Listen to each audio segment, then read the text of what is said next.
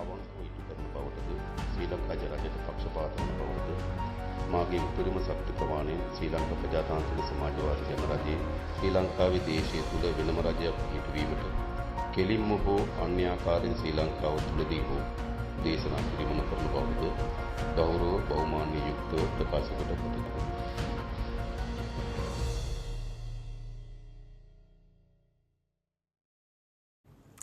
Anurag Kumara Dissanayake. He's the new president of Sri Lanka, but most Sri Lankans don't call him that. For supporters and critics, he is AKD.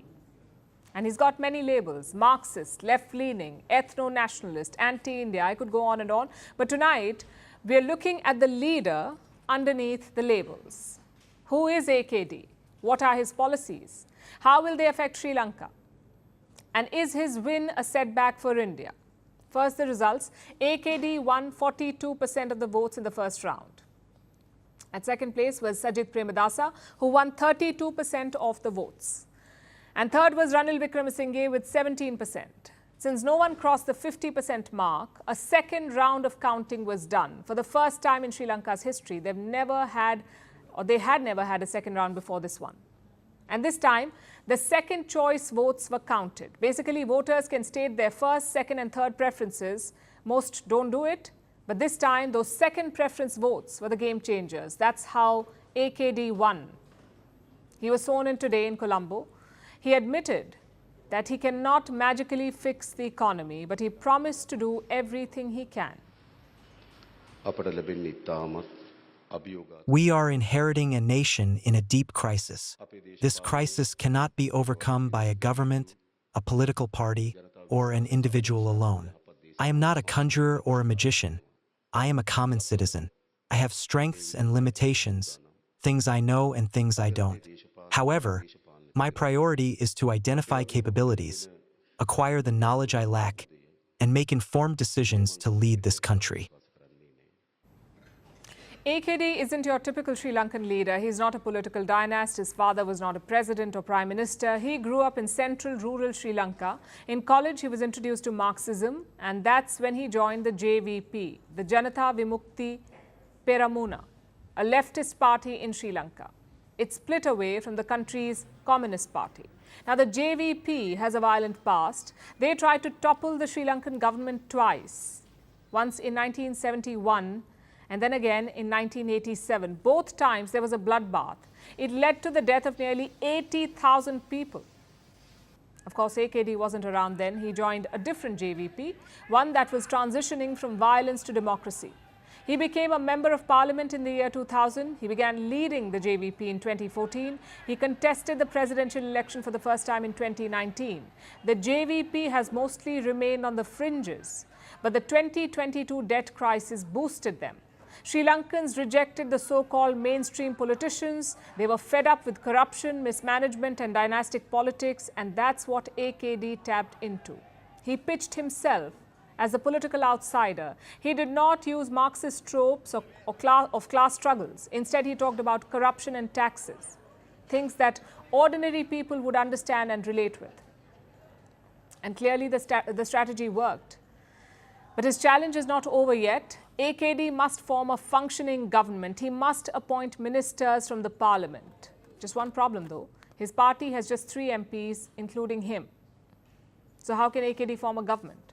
Well, he's expected to call for a snap parliamentary election. Until then, he can appoint a caretaker cabinet. So expect back-to-back elections in Sri Lanka. Now we come to the policy. AKD is a 21st century Marxist. He supports foreign trade and investments. In fact, he spoke about it today. He said Sri Lanka cannot live in isolation. Our country needs international support. Regardless of the power divisions in the world, we intend to work with other nations to benefit our country. We are not a nation that should be isolated, but one that must move forward collectively with others. Nonetheless, questions remain, especially on the IMF bailout. Sri Lanka negotiated a $2.9 billion deal in 2023. As part of it, some austerity measures have been introduced, like higher taxes and lower subsidies. AKD says that he will renegotiate this deal. As president, he can tweak some parts of it, but that could delay the bailout funds. And a lot of experts are worried about that. If the new president is not careful, he could derail the current progress. Which brings us to the geopolitics. India and China were keenly watching this election. Ideologically, AKD is close to China, plus his party has an anti-India past. They opposed India's peacekeeping deployments in Sri Lanka, even targeted Indian troops and businesses. Does AKD share that animosity? Well, not publicly. After his victory, the Indian High Commissioner met AKD. He was the first foreign diplomat to do so. Prime Minister Modi also congratulated him. He said Sri Lanka has a special place in India's policy. AKD thanked Modi for his wishes. He promised to strengthen India-Sri Lanka ties too. Well, China also congratulated him.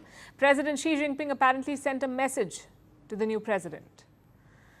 The question is, should India be worried about him?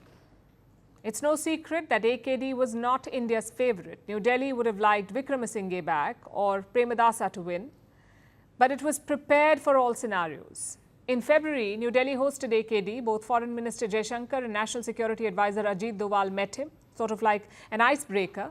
NSA Doval also travelled to Colombo last month. Again, he met AKD.